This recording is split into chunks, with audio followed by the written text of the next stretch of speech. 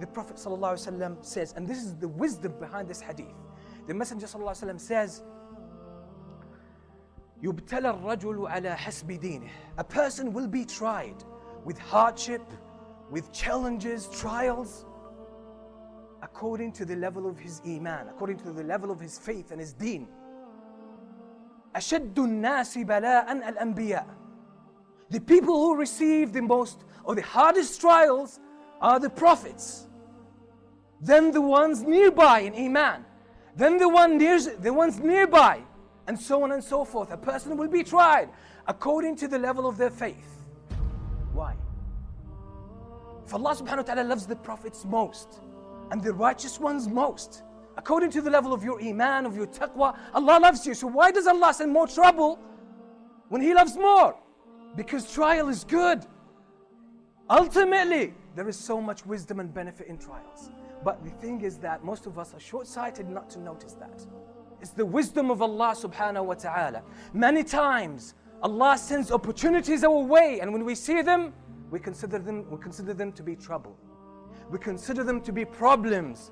We consider them to be challenges that will wreck our life, that will destroy our life. But in reality, these are gifts from Allah subhanahu wa ta'ala. Consider the life of the Prophet sallallahu alaihi wasallam himself. In Mecca, 13 years he's calling the people to Islam, saying to them, I am showing you the way that can take you from your path to the hellfire, and I'm guiding you to the way leading to eternal happiness, to the pleasure of Allah, to paradise. That's what every human being has in his own heart as an intrinsic talent, to search eternal happiness, to search the pleasure of Allah, to search the ultimate state of resourcefulness. It's been put in the heart of every human being. Yet what was the response? He was challenged. He was persecuted. His companions were tortured, were killed in front of his eyes, and he couldn't do anything. What was the outcome? The best nation ever brought forth to mankind. History was written with actions of the companions of the Prophet ﷺ who went through these very trials. Ask yourself the question, who are the best Muslims in the history of Islam? Who are they? The companions of the Prophet ﷺ. The Messenger ﷺ makes that clear when he says, "Inna ummatakum hadhihi ju'ilat afiyatuha fi awwaliha." This nation of yours, the best state of it, the best of it, has been in the early stages of it. And in another hadith, the Prophet ﷺ says, "Khayrun nasi qarni." The best of humanity, the best of people ever are my generation. Why? Who are the best among the companions? That's another question. Who are the best of the companions? The ones who, when they had contact with the world, with the outside world, they transformed the face of the earth. They were the leaders of Islam for about 60 years after the life of the Prophet ﷺ. The amount of transformation they brought to humanity has no parallel whatsoever. Where did it come from? It came from the persecution they went through in the early stages.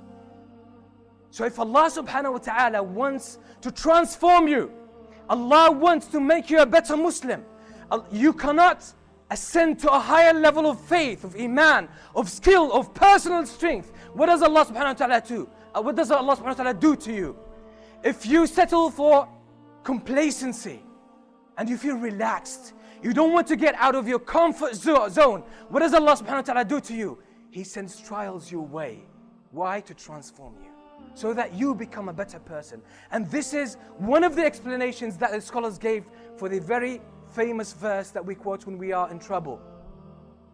فَإِنَّ مَعَ الْعُسْرِ يُسْرًا إِنَّ مَعَ الْعُسْرِ يُسْرًا. Indeed, with every hardship, there is ease.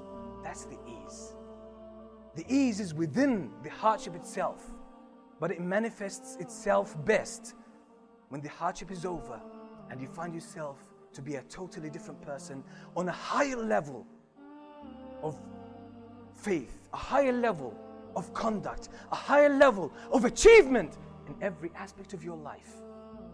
But when we are in the trial, what happens? Our intellect, our understanding contracts. We start to question the wisdom of Allah subhanahu wa ta'ala.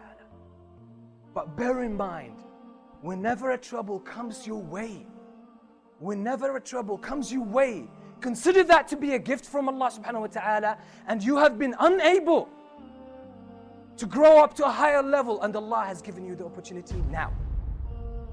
But by the way, if you don't maintain this mentality or this outlook on trial, what will happen?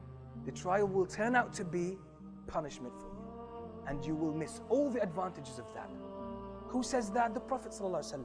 He makes it clear when he says in the hadith, which he actually narrates from Allah subhanahu wa ta'ala, a hadith Qudusi, divine hadith. Allah subhanahu wa ta'ala says, and listen to this beautiful statement.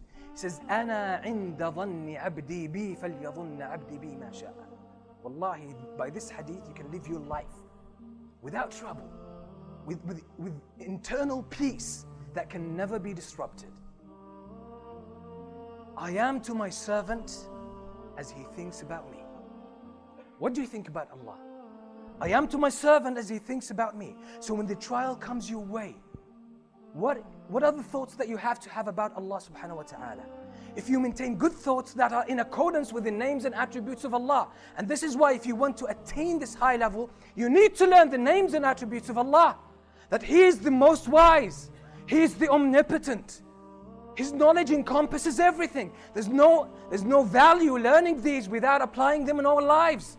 So when you know that Allah is the most wise, the trial comes your way, you know that everything happens by the permission of Allah. It happens by the permission of Allah, and Allah is wise. It must be good for me. I'll trust Allah and I'll march forward, and I see what opportunity Allah has put in my way through this trial. I'll see through it, and I'll be able to get to savor the rewards of that.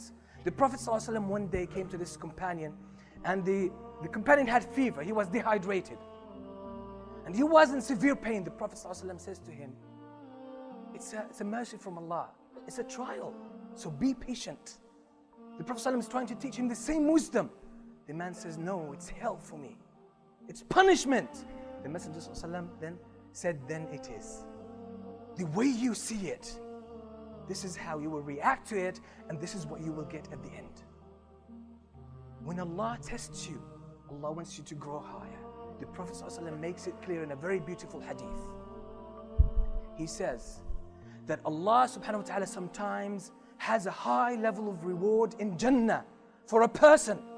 Allah has dedicated or has allocated a high rank for a person in Jannah. And the person is so complacent that he doesn't do actions, he doesn't do righteousness, he doesn't contribute to qualify to that rank. So what does Allah subhanahu wa ta'ala do? So Allah tries him in order to scrape off his sins, so he grows to qualify for that rank. So maintain that notion as you go through trials. The trials we go through have been tailored for us, but we need to have the right understanding, the right impression about Allah subhanahu wa ta'ala.